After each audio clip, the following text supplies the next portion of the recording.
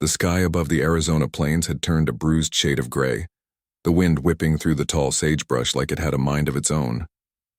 Clara's horse had thrown her only an hour earlier, spooked by the sudden storm that rolled in from the distant mountains. She had landed hard in the dirt, scraping her knees and twisting her ankle. Rain had begun to fall, cold and unrelenting, soaking through the thin fabric of her dress, chilling her to the bone. Alone, injured and exhausted, she staggered to her feet, scanning the endless stretch of flatlands and rocky hills. Her small homestead was miles behind her, invisible in the gloom. Panic began to claw at her chest as the wind tore at her hair and her vision blurred with rain. She tried to call for help, her voice swallowed by the roar of the storm. The weight of hopelessness pressed down on her, and for a moment she considered collapsing right there, letting the storm have her.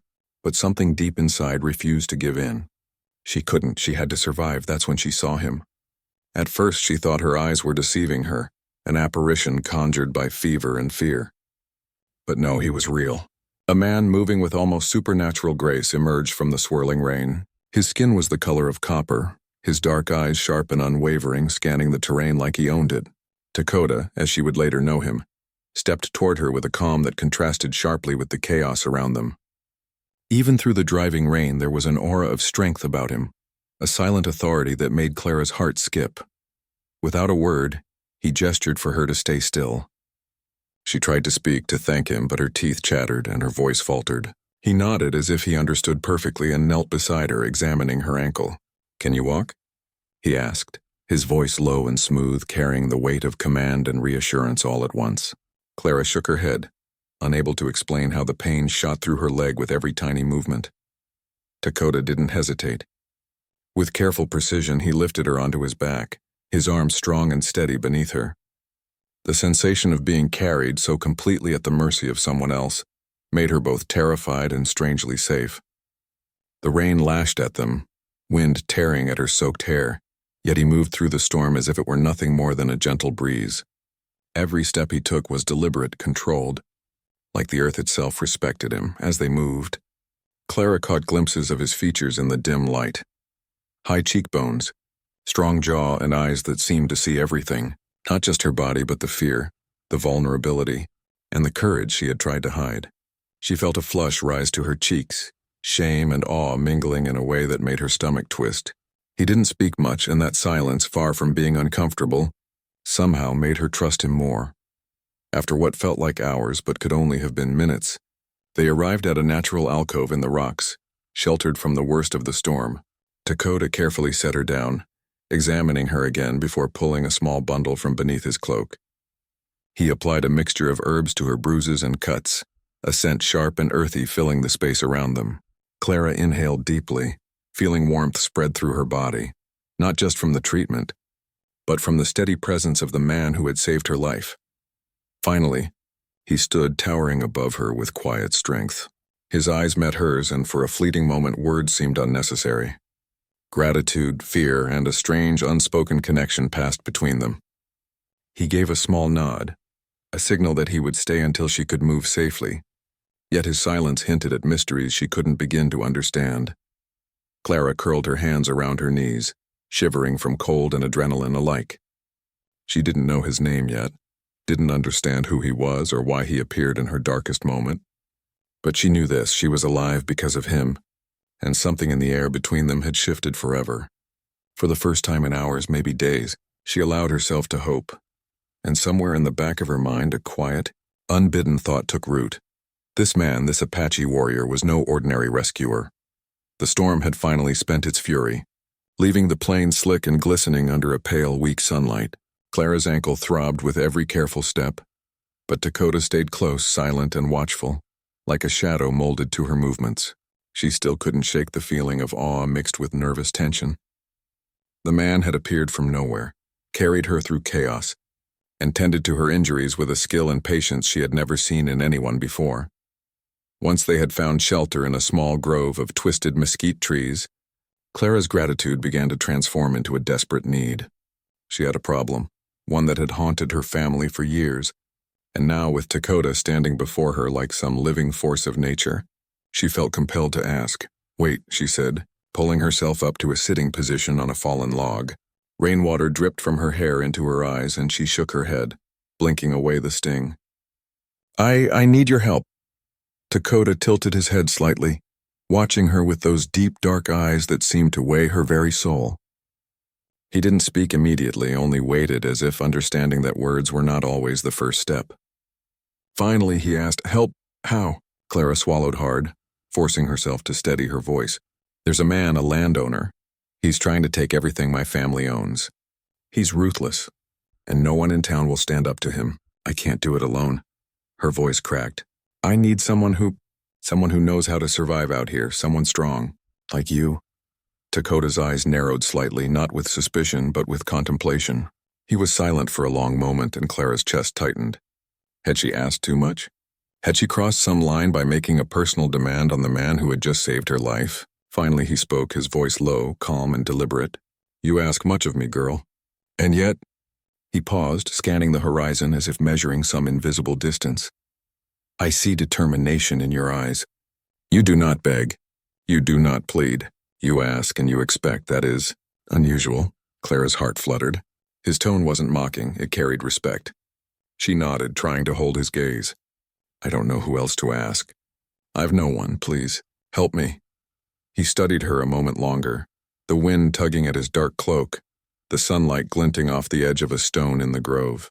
Then without a word he nodded once, sharply. That single gesture carried a weight heavier than words could convey. He had agreed. He would help, but his agreement came with no promises of comfort or ease. "We leave now," he said simply, turning toward the distant hills. "You must walk. We travel together, and you will follow my lead. If you do not, you will find yourself lost." Clara felt a shiver, not from the cold, but from the magnitude of what she had just done. She was asking a stranger, an Apache warrior, a man whose life and ways she could barely imagine, to fight her battle. And yet there was a strange sense of relief in his certainty. She didn't have to fight alone. Not anymore. As they began their trek, the plains stretching endlessly before them, Clara noticed subtle lessons woven into every step.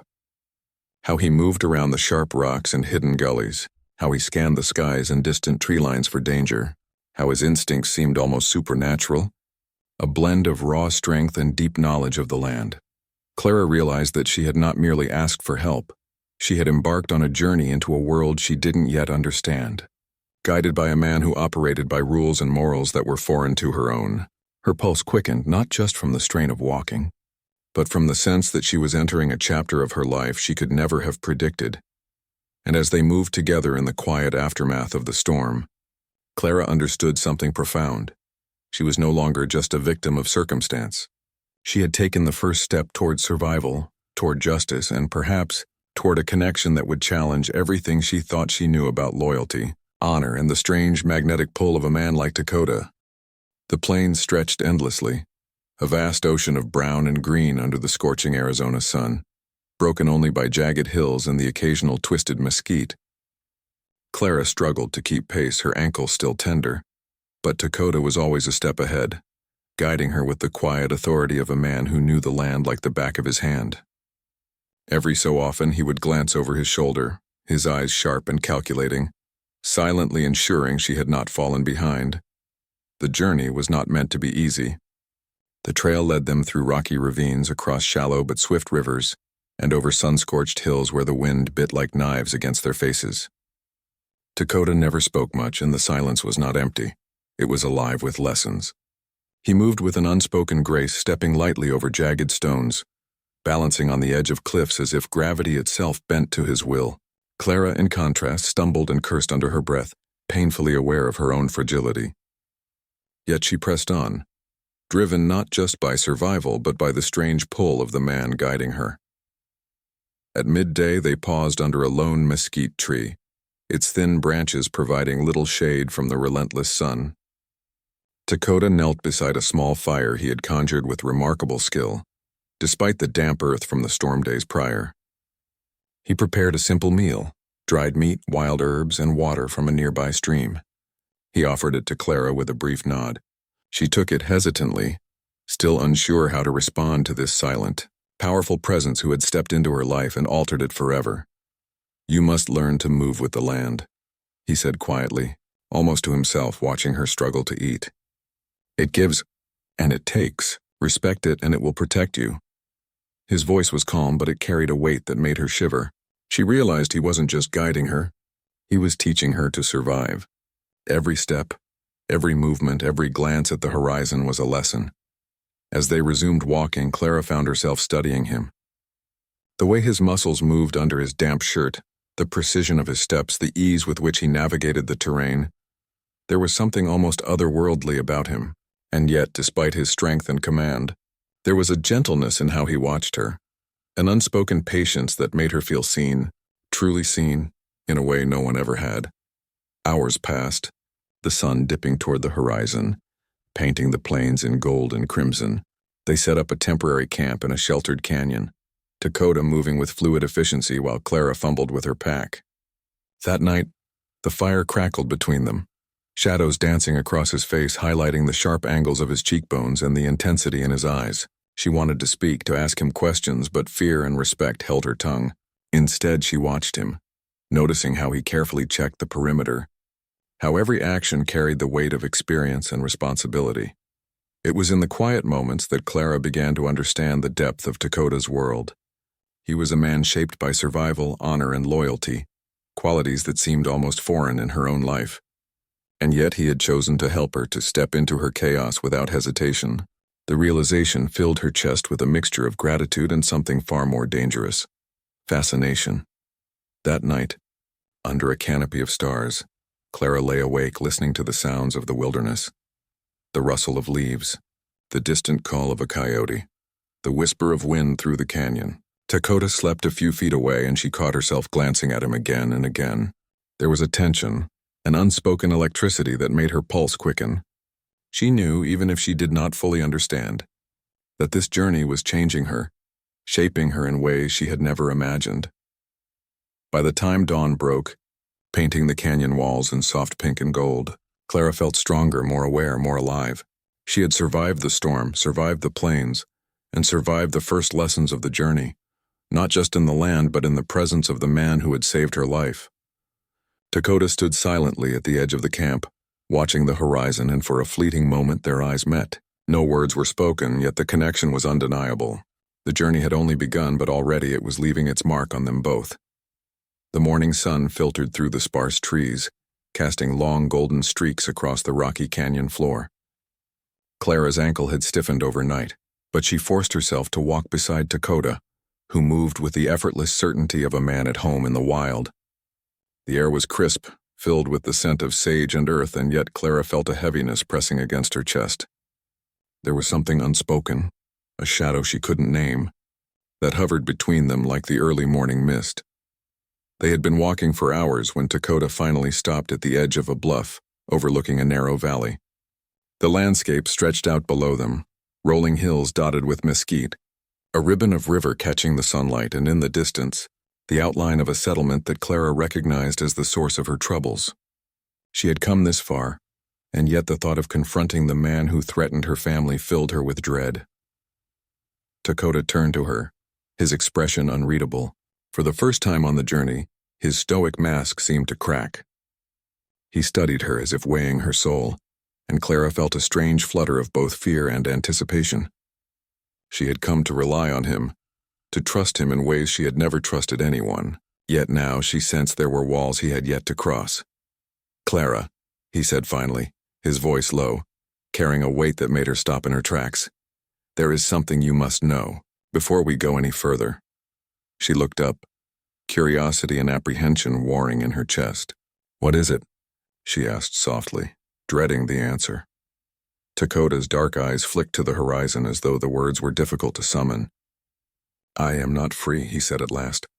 "I have a wife, and my loyalty to her is not something I take lightly." The words hit her like a whip. Her stomach tightened, and for a moment all the confidence she had gathered on this journey evaporated. He had saved her life, guided her through dangers she could never have imagined, and yet he was already bound to another. Clara's mind reeled, trying to reconcile the man she had begun to admire, and perhaps feel more than admiration for, with this revelation. Dakota continued, his tone quiet but firm. You must understand this is not a choice I make lightly. I am bound by honor, by promises I made long ago. What I feel, what this journey may stir in us, will not break that bond. Clara swallowed hard, forcing herself to remain composed. She wanted to cry, to scream, to plead, but the words lodged in her throat. Instead, she nodded, even as her heart ached with a bitter mix of relief and disappointment. Relief that he was honest with her, but disappointment because a part of her had dared to hope for something more. For a long silence, they stood on the bluff, the wind tugging at their clothes and hair. Clara's gaze drifted to the valley below, but she could not stop thinking about him. The man who had saved her, who had guided her, who had made her feel alive again. And yet the weight of his secret hung between them, invisible but immovable. Finally she spoke, her voice trembling but steady.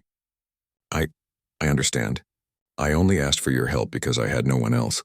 I don't expect more than that. Dakota's eyes softened, and for the briefest of moments she thought she saw vulnerability there, a flicker of regret at having to deny himself something he might secretly desire. Then we continue, he said simply, turning back to the trail. We have a task. It is larger than either of us. We must focus. Clara nodded, tucking her feelings away like fragile glass. She had learned that survival was more than physical. It was emotional, too. And right now, the journey was about more than hearts and secrets. It was about confronting danger, righting wrongs, and navigating a path that neither of them had chosen, but both were compelled to follow. As they descended into the valley, Clara stole one last glance at Dakota. His face was set, resolute, a mask of calm hiding the storm she suspected raged beneath.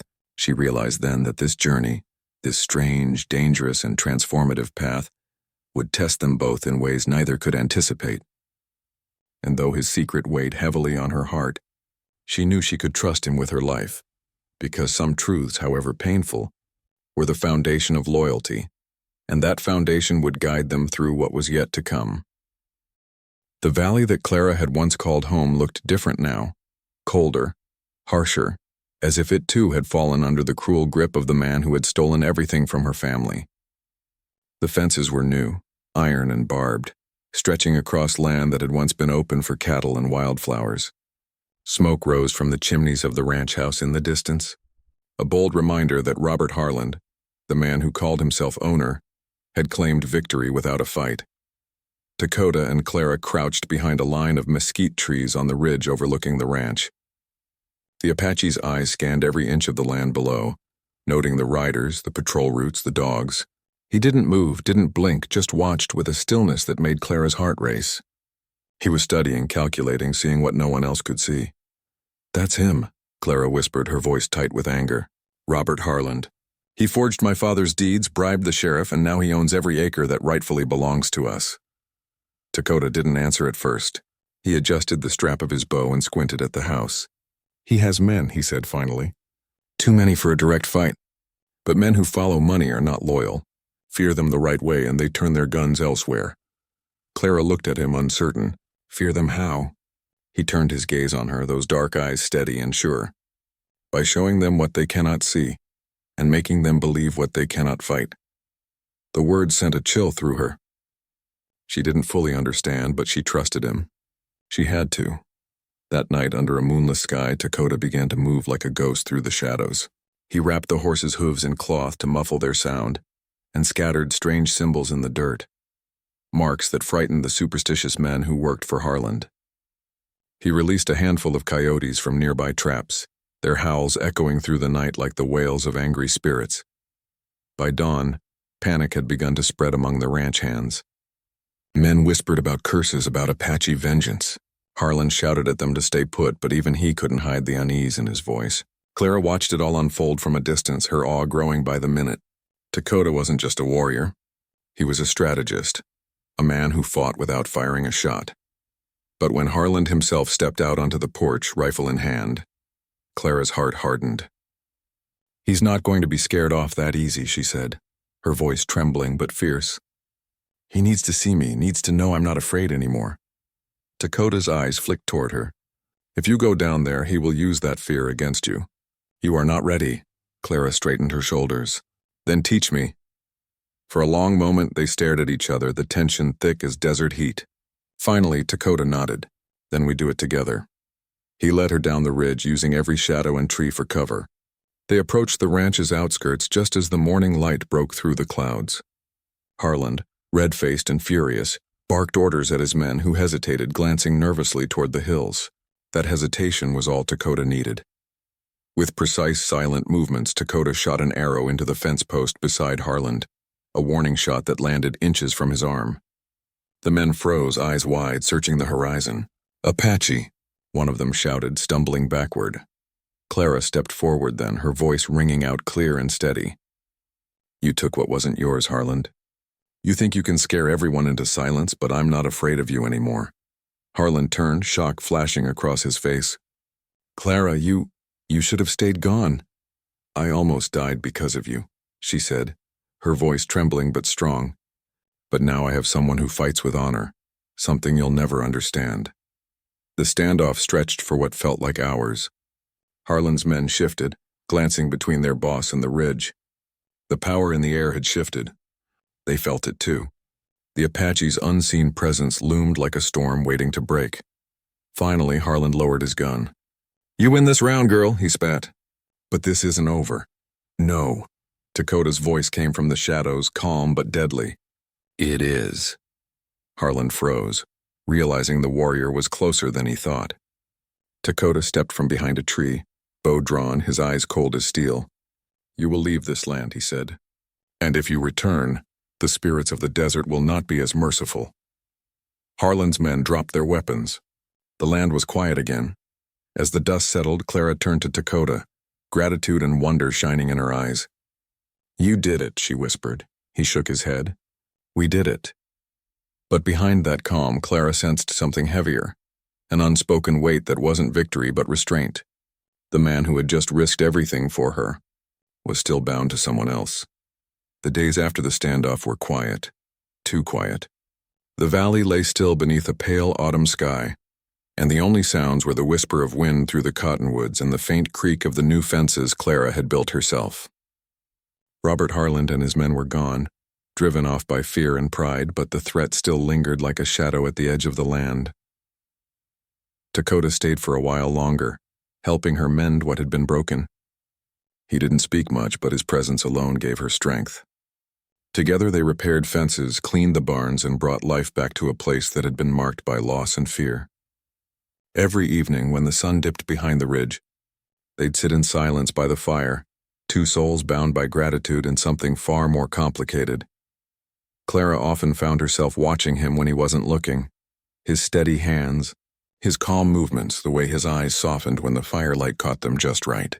There was a gentleness beneath his strength, one she hadn't expected from a man who carried the weight of war and loyalty. But each time her heart leaned closer, she reminded herself of the truth. He had a wife.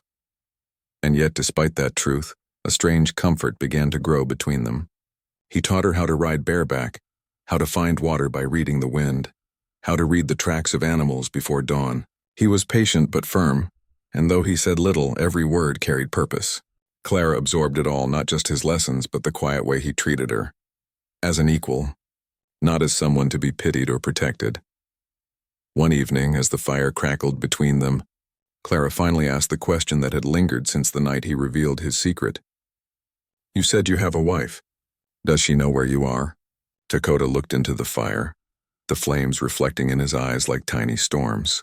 "She knows I am helping someone who needed me," he said quietly.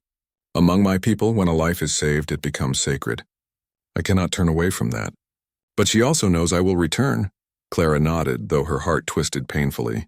"She must be strong. To let you go?" A faint smile ghosted across his lips. "She is stronger than I am." Silence fell again, filled only by the popping of the firewood.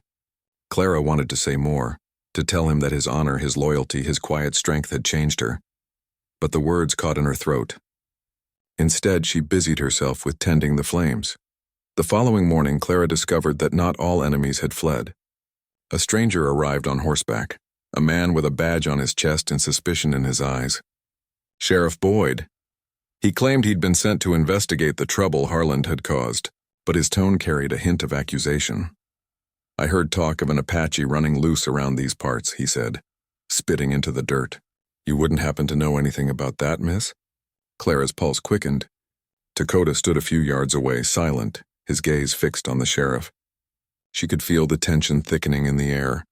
He saved my life, Clara said firmly. If it weren't for him, I'd be dead. Boyd's eyes narrowed.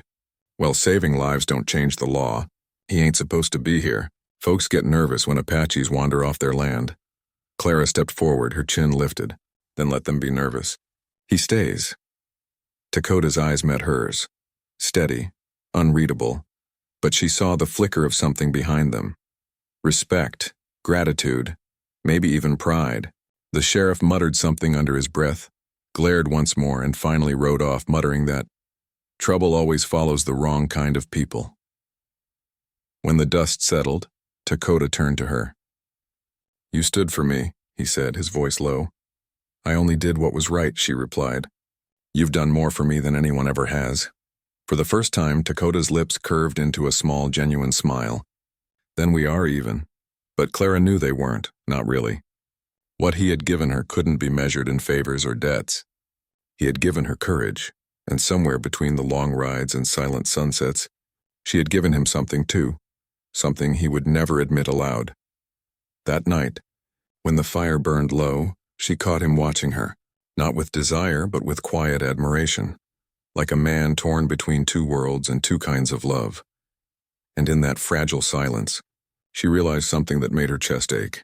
She might never have his heart completely, but she had his respect, his trust, and his loyalty. And maybe for now that was enough. The air had that sharp chill that comes before winter when the land holds its breath, waiting. Clara woke before dawn to the sound of horses, too many to belong to just one man. Her heart skipped. She rushed to the window. Down the hill, moving through the mist, were riders, 4, maybe 5, moving with purpose. Harland was back. Dakota, she called, running barefoot to the barn. He was already awake, standing near his horse, bow in hand, eyes fixed toward the ridge. The warrior's instincts had never failed him. He knew before she spoke. They come, he said quietly. Clara's hands trembled. I thought they were gone for good. They are men who fear shame, he replied, checking his arrows. When pride is wounded, they return to take revenge. He moved with the calm grace of a predator, every motion deliberate. But Clara saw something else in his expression this time, a shadow of worry. He wasn't just preparing for a fight. He was preparing for the worst. I'll ride for the sheriff, she said, grabbing her shawl. Dakota caught her wrist, firm but gentle. No, too far. They will see you. His dark eyes met hers. We face this together, together. The word struck deep. By sunrise, the riders reached the edge of the property.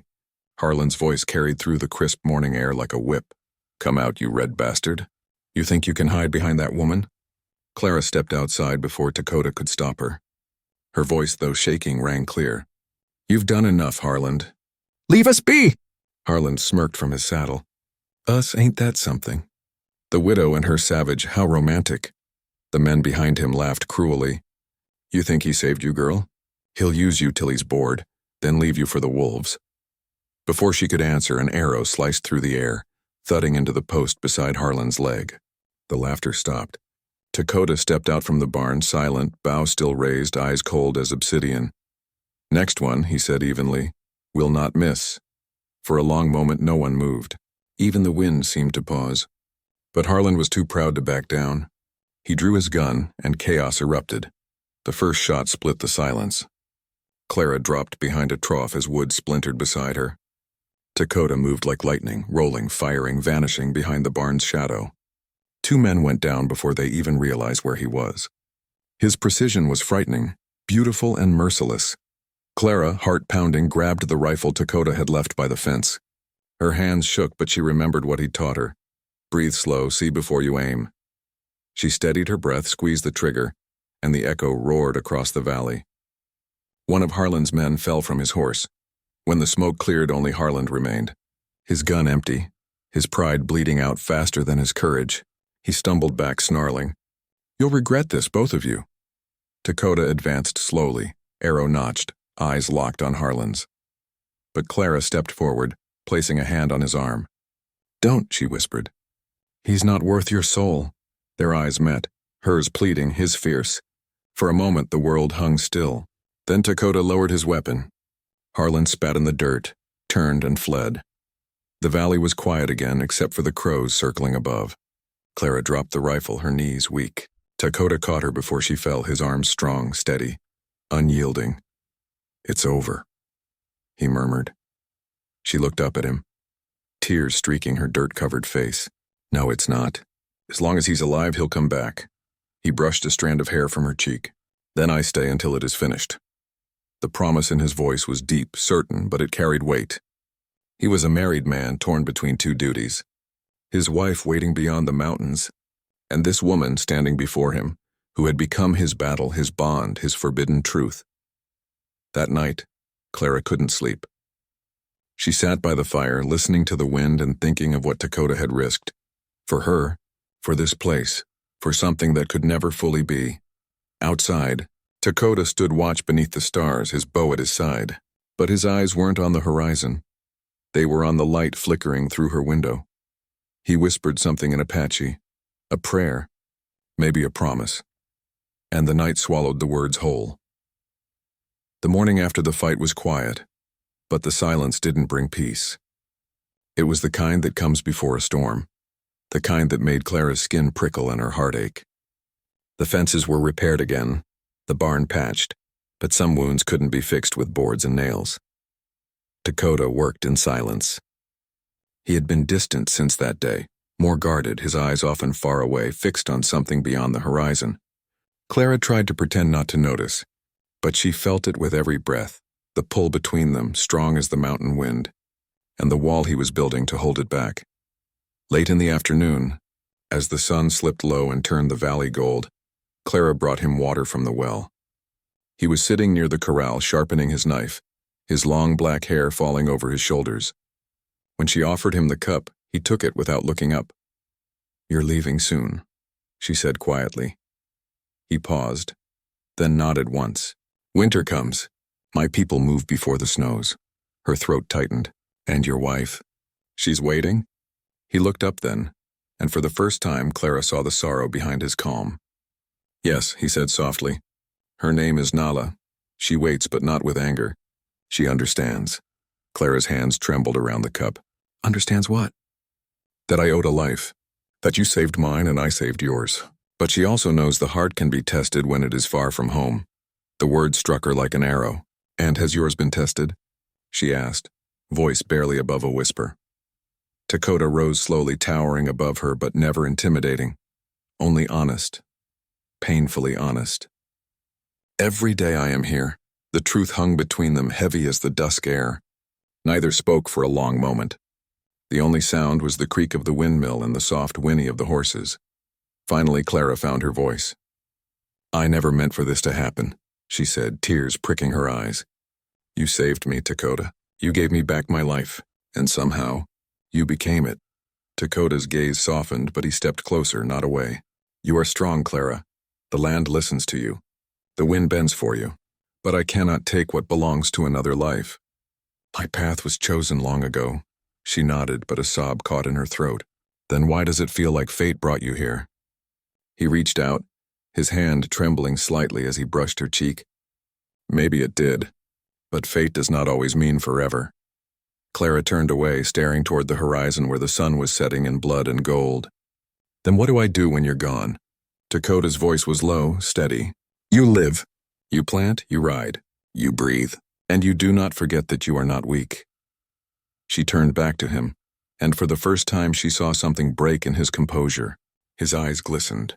His jaw tightened. For a heartbeat he looked like he wanted to say more, to tell her that he loved her, that he wished things were different. But he didn't. Instead, he did something that took her breath away. He untied the small beaded necklace from around his neck, a token made of turquoise and deer sinew, and placed it in her palm. "This is from my wife," he said. "She gave it to me for protection.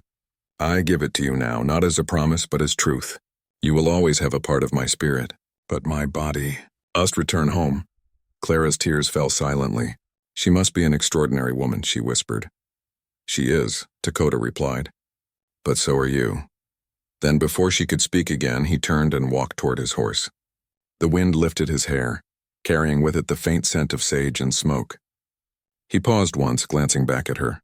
A single, silent look that said everything words could not. And then he was gone, riding toward the dying sun, leaving Clara alone in the wide, empty valley. She stood there until the darkness swallowed him completely. The necklace felt warm in her hand, as if holding the last of his heartbeat. And for the first time in months, Clara cried, not from fear, not from loss, but from love she could never have and gratitude she would never forget.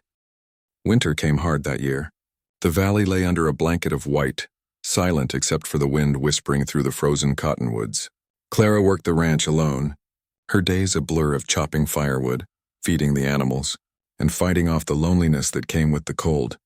Everywhere she turned, she saw reminders of him.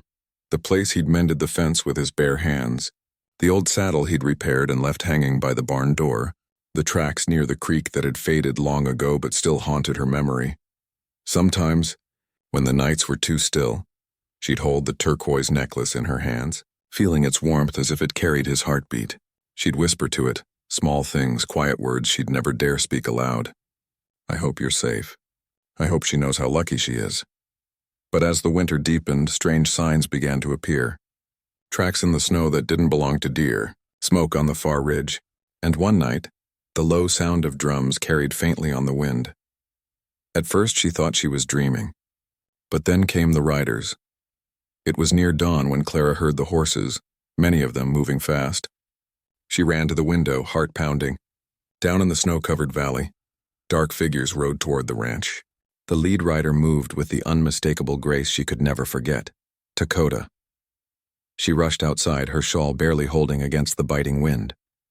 When he saw her, he slowed, dismounted, and walked toward her through the snow. He looked different, tired, hardened, a man who'd seen war again. But his eyes, they were the same. Clara, he said, his breath fogging in the cold. She wanted to run to him, to hold him, to forget everything between them. But she stopped herself. You came back, he nodded. My people are near. We are being hunted. The soldiers move through the mountains. I came to warn you.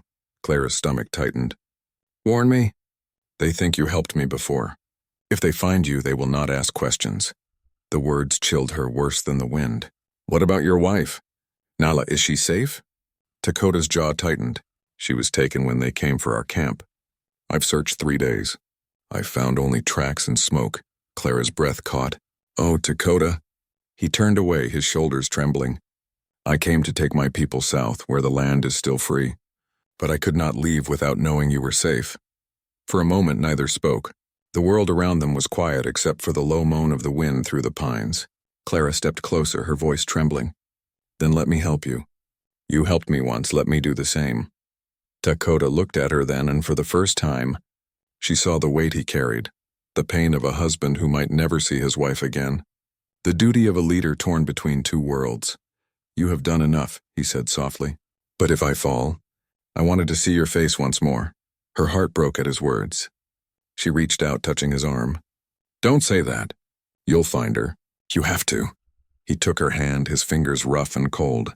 You still have that fire, he said, a faint smile breaking through the sorrow. You make even winter seem alive. Before she could answer, a gunshot echoed through the valley. Both of them turned toward the ridge. More soldiers. Blue coats moving through the snow, rifles glinting in the pale dawn. They've found you, Clara whispered. Dakota drew his bow. Then I will lead them away. No, she said fiercely. You'll die. He looked at her one last time, eyes deep with something she couldn't name. Love, maybe, or goodbye. If I die, it will be for the right reason. Then he mounted his horse and rode into the white haze, the snow swirling around him like ghosts. Clara watched until he vanished, her heart pounding in terror and grief. Then she turned back to the ranch where smoke was already rising from the barn. The soldiers were coming for her too. The turquoise necklace slipped from her hand and fell into the snow. She bent to pick it up, clutching it to her chest. Please, she whispered into the wind. Bring him back. The storm swallowed her words whole. The storm came fast and hard that night.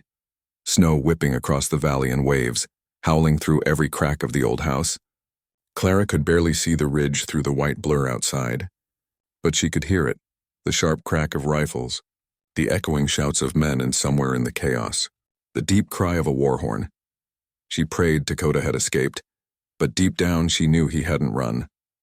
He wasn't the kind of man to turn from danger, not when others depended on him. Somewhere out there under that merciless sky he was fighting for his people, and for her.